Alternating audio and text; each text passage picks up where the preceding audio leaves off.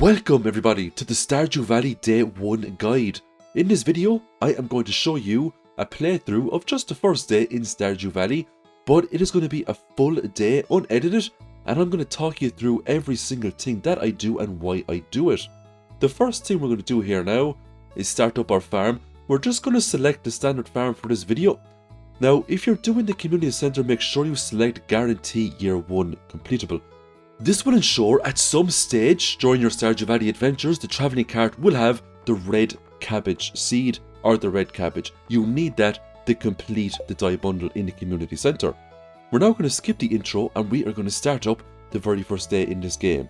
The reason why I'm showing a guide specifically on the first day is because the first day is one of the most important days out of the whole year to get your farm structured, to get set up properly.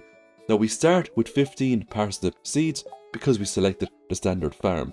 I immediately switch around my tools to the buttons that I'm most comfortable with using. So my pickaxe is number 1, my axe is number 2, my hoe is number 3, my watering can is number 4, and the scythe is number 5. And that's just how I normally have these tools designed. Now, I'm using a Razer Naga mouse. It is basically a mouse with 12 buttons on the side of it. Each button on this mouse is assigned to one of the tools in the game. It just means I don't have to rely on the scroll wheel or the buttons on the keyboard. I can very quickly just use my thumb, select the tool, and then I have my left hand on WASD keys moving around my character. It just makes character movement for me a lot more fluid. What you see here now is me clearing some space on the farm because we're going to plant those parsnips. But we also want to plant as many crops as possible on day number 1. We also have 500 gold. Now, hopefully, we can increase that today and get even more crops. Now, it is the first day. Energy is limited. If RNG is on our side, we will find lots of forageables that will give us lots of energy, meaning we can do a lot more physical activities before the day comes to an end. A lot of the success you'll have on day 1 will come down to RNG, but at the same time, you can still do a pretty good day 1 even if you don't get a whole lot of forageables. And that's what I'm going to prove to you during this day. We don't get huge amounts of forageables today, but we get enough to get our first skill up, which is very important for day number 2. We now have most of the resources gathered from the front of the house and from the left of the house. And the reason why we focus a lot on the left of the house is because we want to have a nice clear path from the north exit back to the house. So if it's dark and we're trying to get back to bed as quickly as possible so we don't take a penalty, we're not going to get stuck by any of the debris or the rocks or the logs or anything like that. We're now going to hoe up some spaces here, and I do hoe a maximum of 20 spaces. Now we will be doing more hoeing later on in the video, but this will be enough for now, because we are going to buy more crops today with that 500 gold. We also planted our first mixed seed, and because we're using the UI Info Suite mod, we know that is going to be a cauliflower. And that's very nice to get the cauliflower down on the first day, and we didn't even have to spend money for that. That is why mixed seeds are so powerful, especially early on in the game. What's more, scything does not use energy, so you should absolutely scythe as much fibre as you can on the first day. The more mixed seeds you get, the more profits you're going to get, the more skill ups you're going to get. Now once all these crops are watered, we're going to make a chest. We're going to put everything inside that chest except the hoe, because there is a chance we come across some hoeing spots. When you hoe something up now in this game, you get 15 foraging XP. It's a great way to level up foraging earlier on. We also make it very lucky. You never know when it comes to Stardew Valley what you're going to get from a hoeing spot. You could get carrots, you could get like an iron ore, you could get a dinosaur egg, a prismatic shard, God me knows. Now unfortunately we didn't get any forage or hoeing spots just to the north of the farm here, but that's alright, we have the rest of the map to explore.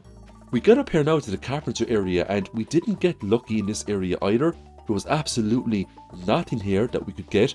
We will of course talk to Linus, because we do want to complete the introduction quest and give someone a gift, because we get some gold for doing that. Now I went all the way over to the lake here, but there was no forageables, no hoeing spots, so we're going to go right back over now to the left to see if we get lucky, and we didn't. Now normally when I do day 1 runs, I might get some forageables there, I might pick up a leek or 2, but no leeks today.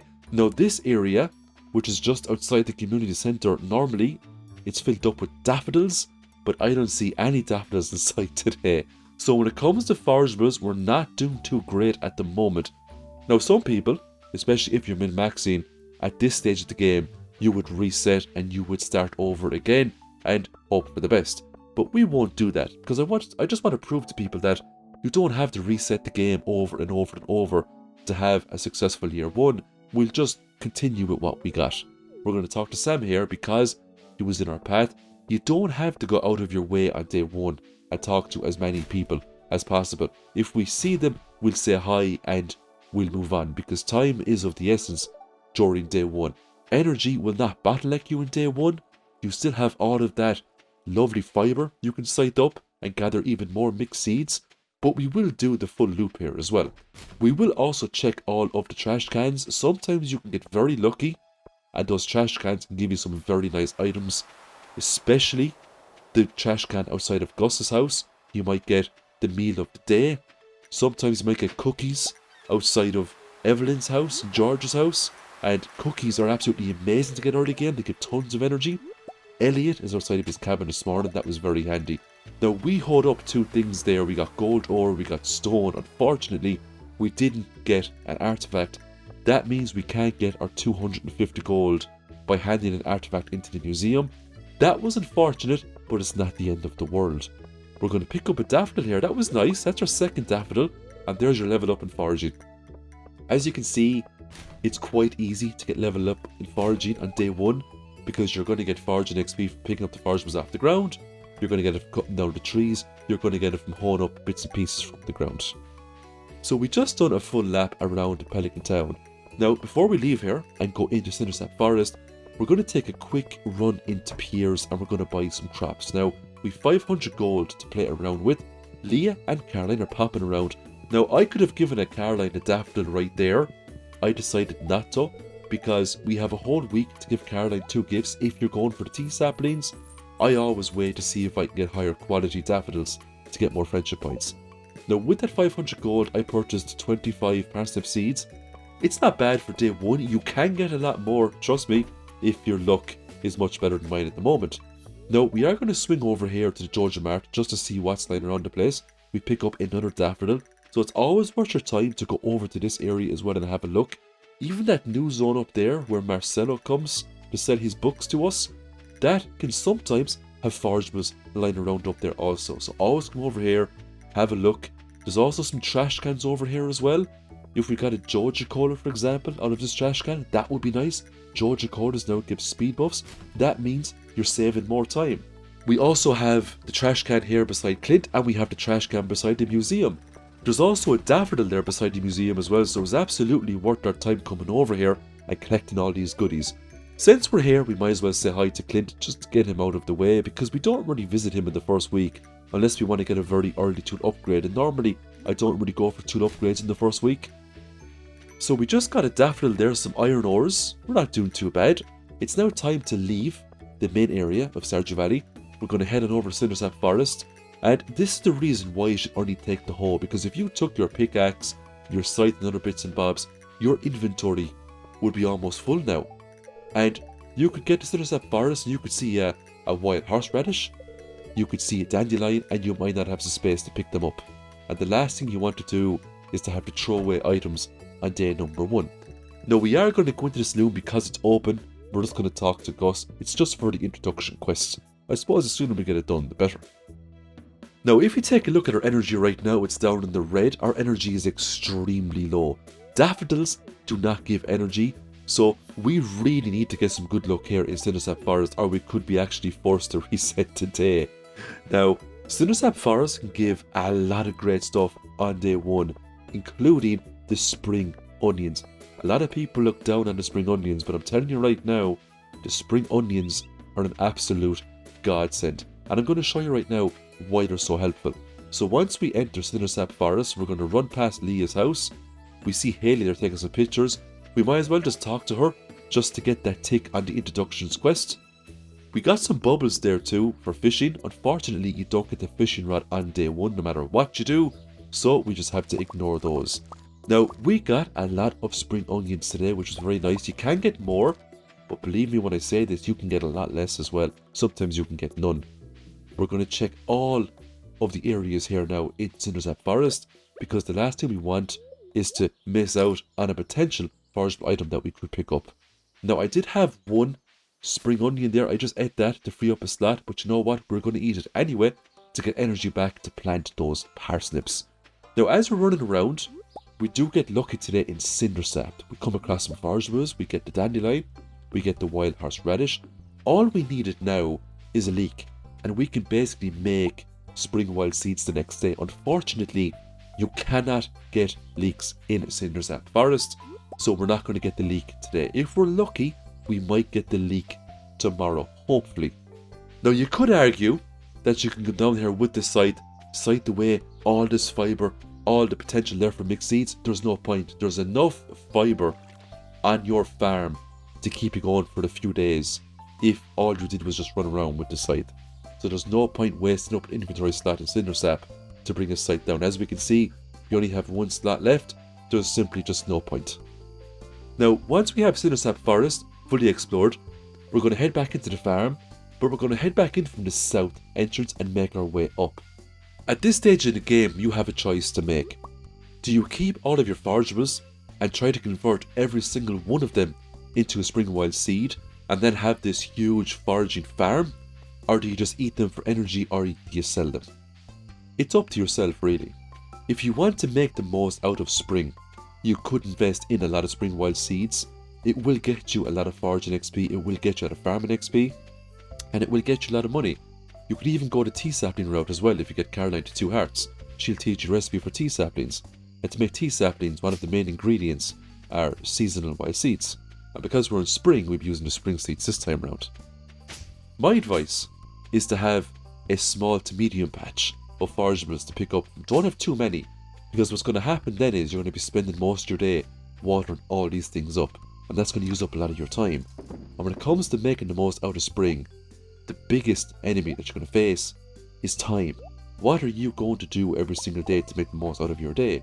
Are you going to spend half your day fishing or all day fishing? You're going to spend half your day watering crops. But normally, from my experience, when it comes to purchasing hundreds or thousands of crops, it pays off because of the amount of money and experience you get from doing so. So for day one, what we're going to do is we're going to eat all of our onions. This is going to give us a lot of energy back, and this should be enough energy to get all of our parsnips planted. Now, once all of these onions have been consumed, we are then going to hoe up the ground, put down the parsnips, water them, and for the rest of the evening, we're going to be taking out our pickaxe and our axe, and we're going to be getting as many resources as possible. What's more is that every time we hoe up a piece of ground here, we're hoping that this hoed ground will last us for the whole season, because we're going to expand upon this. We're going to scale this thing up. And the reason why you should always spam crops very early in spring is to get that level 6 farming so you can make quality sprinklers. The sooner you automate your watering processes, the sooner you can start making absurd amount of money. And it all starts with the parsnips. And it's simple. You plant the parsnips, you grow them, you sell them, you buy more crops, you plant them, you grow them, you sell them. You rinse and repeat until you have a huge amount of crops. But remember, every time you're harvesting these crops, you're getting farming XP. And because you're going to have so many crops on your farm, if you follow my strategies, you're going to reach level 6 very quickly. It does mean a lot of watering. It does mean that a good portion of your day is spent watering crops. But when you get into summer, you're set for success. You're going to have such a powerful year. So you're better off to get the grind in earlier rather than later. So because we have all the crops watered now, we're going to cut down this tree. It improves our visibility. The last thing you want is to miss a crop when you're watering. But we also want more wood as well. It would be nice to have a second chest by tomorrow, so we can bring that chest with us. We can put it up by the lake area, because that's where we do most of our fishing. Now, because our energy is really low, we're going to take out the scythe and we're going to whack away all these weeds. There is a chance we can get lots of mixed seeds. We can then hoe up more of the ground, plant those, and make even more money. So what can you get from the mixed seeds? You can get cauliflower, you can get potatoes, you can get parsnips, and most of these items, all of these items, are needed for the community centre. The only thing you have to buy from Pierre that you can't get from mixed seeds is the bean starter. Now, we're doing a lot of pickaxing today as well, because the closer we get to level 1 mining, the closer we get to proficiencies, and proficiencies are very important early game. The higher your skill level, the more proficient you are with that skill. That means when you swing your tool, you're using up less energy. So if we can hit the mines by day 5 with at least a level 1 in mining, every time we swing that pickaxe, we're using up less energy, and it goes a long way. And these are all of the things that I'm thinking about when I'm starting my day 1. Now I know I'm not going to get level 1 mining today, but I do make a very good start with it, and every single one of these stone nodes will offer me up 1 XP. If any of these stone nodes contain a coal, I'll get a lot more XP than 1. So it does pay off. And you can wipe out these nodes in just 1 strike. What's more, we're now clearing a path from the south exit up to our farm, slowly but surely. Because the last thing we want, just like the north exit there, is that when we're coming into the farm from the south, we don't want to get caught, we don't want to go unconscious because some stone or some weed or some sort of tree blocked our way to get up to the house. So it's always good to have these paths made out from day number 1. I'm looking at the time at the moment, it's now 12 o'clock. So we need to think about getting these mixed seeds planted. We need to ensure we have enough energy for the task. If you take a look at our energy bar right now, we do not. So we have to make a decision. Do we keep the mixed seeds on us and plant them tomorrow? Or do we use some of the forageables we found to get back some energy so we can plant those mixed seeds? Now because I have a couple of stacks of the same forageable, I will eat some forageables to get some energy back. If I just had 1 leek, for example, I wouldn't be eating the leek because I would like to make the spring wild seeds as quickly as possible. But because I have a few horseradishes and because I have a few dandelions, it's okay to eat at least 1 of those just to get some energy. And we only have to eat maybe 1 or 2 and that's it. That'll be enough to hold the ground up, water everything, and there'll even be some energy left over. Maybe enough for us to pickaxe open a few more stones or to cut down a tree. And you might think to yourself, what's 1 tree going to do for you in day 1, or what's 1 stone? 1 more tree would basically be a chest for us, and that would be chest number 2. And it just means that we wouldn't have to tap into that energy the next day. Because we already got a skill up in foraging today, we're going to wake up tomorrow with full energy. So we want to use as much energy as possible on day number 1. We want to achieve as many tasks as we can on day number 1, so we don't have to use energy and time to achieve those tasks the next day. And if you go into every single day with that mentality, you're going to have a very good year.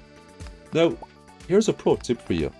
Don't be afraid to just open up your menu, which pauses the game, pauses the time, and have a think about what you're going to do next. I do this a lot. I pause the game, I think about what I'm going to do, how am I going to do it, what's the best way to go about it. Level 1 foraging opens up so many great things. +1 axe proficiency, very nice. Less energy when we're cutting down trees. Trees now drop seeds, very nice. We can use those to make field snacks that we just unlocked as well. And we also get the wild seeds for spring. We will absolutely use all of these things to our advantage. The field snacks are totally overpowered. We just need 1 of each tree seed to make a field snack. We get 100 gold from selling the clam, and away we go to day number 2. And that is the end of the day 1 guide. Let me know what you thought about this guide. If this was a 100-day challenge or a 1-year challenge, all of that would basically be condensed down to a 10 or a 15-second clip. So it just goes to show how much is involved in day 1 when we're doing the grindy work. Let me know if you want to see day 2, etc. Like and subscribe. The more likes the video gets, the more likely you'll see a continuation of this series.